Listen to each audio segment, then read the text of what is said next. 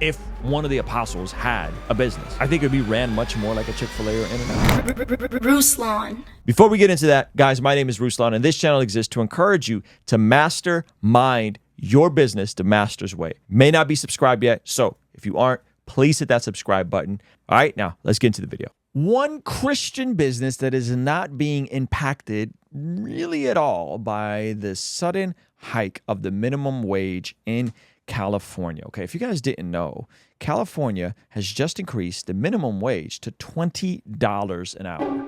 Okay, now when I was a kid, like I would have thought this was fire, right? This is amazing. Like 20 bucks an hour to like flip burgers or like work at fast food. Like, how cool is that? Well, that's coming with some consequences, okay? You'll be dropping a lot of dollars on that Whopper. Menu prices at fast food chains across California have increased as a new law went into effect, requiring them to pay a $20 minimum an hour wage to workers from Monday. The Post checked menus at several restaurants in Los Angeles area to see if the costs are already being passed on to consumers with mixed results. The biggest leap was a Burger King, a Texas double Whopper meal cost $15.09 on March 29th, but surged to $16.89 on April 1st.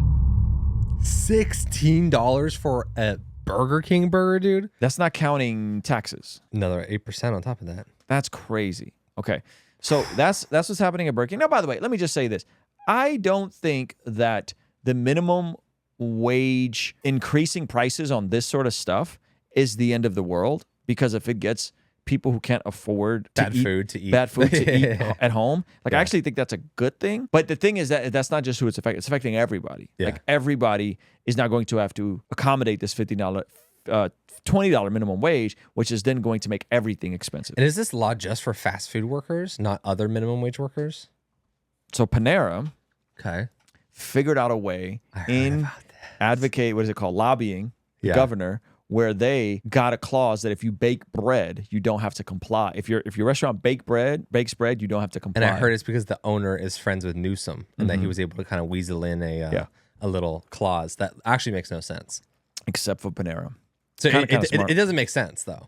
It doesn't make sense, but they're just like, hey, we bake bread. If I were... Like, there's no reason one type of cooking in fast food restaurants versus another type should be paid less. Yeah, I would all start cooking bread. I was also baking my own bread. Oh, yeah. I'd be like, hey, McDonald's. It opts out Subway, too. Subway bakes their own bread.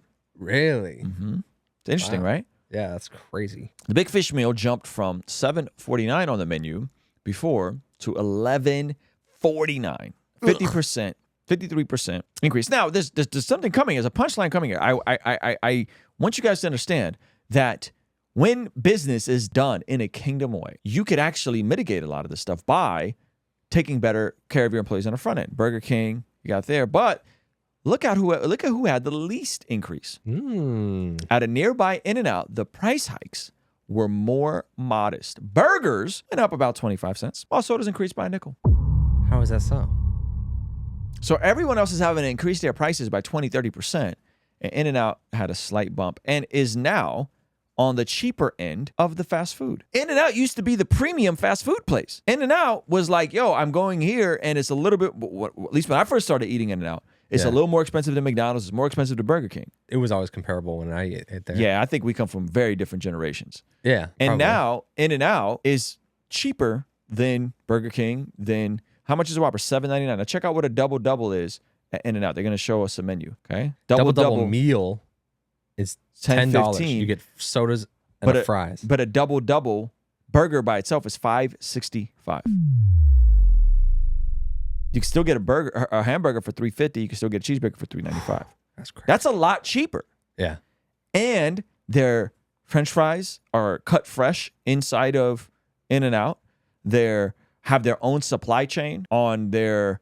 That's why they're not everywhere, because before they go to a new region, you have to have they got to get their supply chain so they can control every aspect of what's coming in. So scroll back up to the article. It's such a nominal increase. So this is people saying they don't care. People got to eat. It's a reasonable amount. As a business owner, when you're dealing with this kind of extraordinary overnight change, you know a 25% increase in wages, no stone has to remain unturned.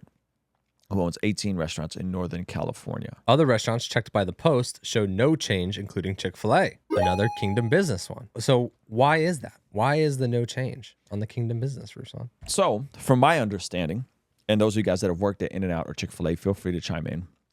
From my understanding, you are paid more at both of those establishments. Entry-level pay is paid more. I remember finding out people who worked at In-N-Out they were making like 17, 18 bucks an hour years ago, 5-10 years ago. In 2020, when I moved to Encinitas, they had a thing in the wall, an ad at the local In-N-Out that says starting $21 an hour. So they were already paying people 21 bucks an hour.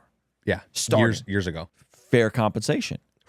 That's a hard job. It's a hard job. It's a hard job. There's no relaxing. This ain't McDonald's. This ain't McDonald's. This ain't me working at Pizza Hut. Yeah. Chilling, picking up the phone. So I think one, they already were paying people above the market rate. I'm pretty sure Chick-fil-A pays people above the market rate already. I'm not 100% sure, but I think starting pay is above whatever you'd make at McDonald's, and there's opportunities to make even more. I think the second thing, and I can't say this for sure about In-N-Out, but it wouldn't surprise me, but I think the second thing is both In-N-Out and Chick-fil-A, definitely Chick-fil-A, train, care for, impart wisdom, leadership, character, virtues, and values into their employees. Working at Chick-fil-A is like an indoctrination process. They make you live that ethos. Yeah. And most people who work at Chick-fil-A, if they leave on good terms, usually go on to do better stuff. They end up doing fine, or they end up staying at Chick-fil-A, moving up. Or I got a buddy that's about to open his own Chick-fil-A in Encinitas. He's been in the process. He went through a program, managed every single Chick-fil-A. He had the 200 bands on hand. It's not 200 bands on hand. No, you got to have like I think it's like maybe 100 grand or 200 grand. Look it up. It's not that much. No, you got to have it like in the bank. They like make sure you have spare cash. Yeah, I know to get one started with Chick-fil-A, last I read, it was 10,000. Maybe that's what it was. I was probably this man said off by 200,000. 200%. Yeah, 10,000, and you split the net proceeds 50-50. And in most stores, the owner makes between $200,000 to $400,000 a year.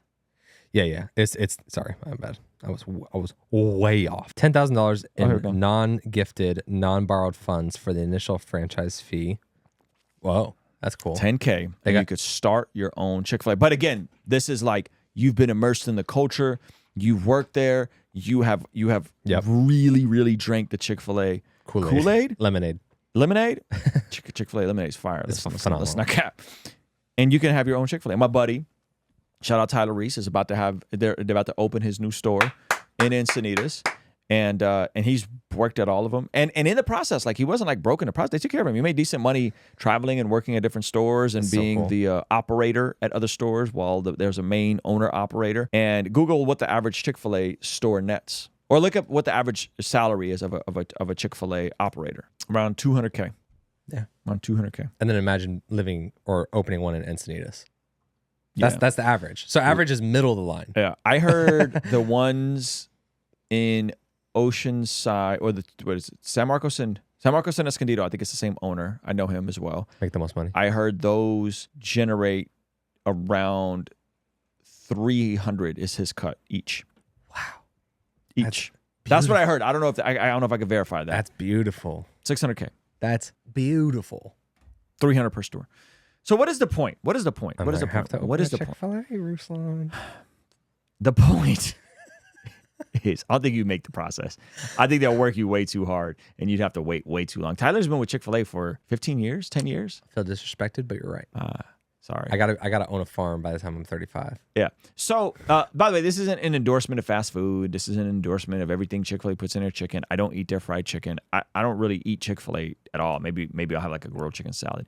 What this is a point about what can happen and how you can prevent your business from external marketplace disruptions when you actually do it in a Christian kingdom mentality. Mindset is very part of kingdom way, right? Like this is gonna be a crazy statement, but like if one of the apostles had a business, I think it'd be ran much more like a Chick-fil-A or In-N-Out. Right? You would want to take care of people. You want to pay people above market, whatever the standard is for the job. You'd want to give them opportunities. You'd want to create systems. You want to pour into them beyond just the, hey, we need you to flip burgers and do fries, right?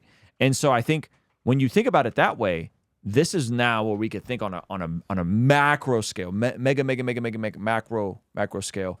What if there was more Christian businesses that there weren't just a handful that went all the way up, and there was a lot of them, and they treated employees well, compensated well, created interesting incentive structures?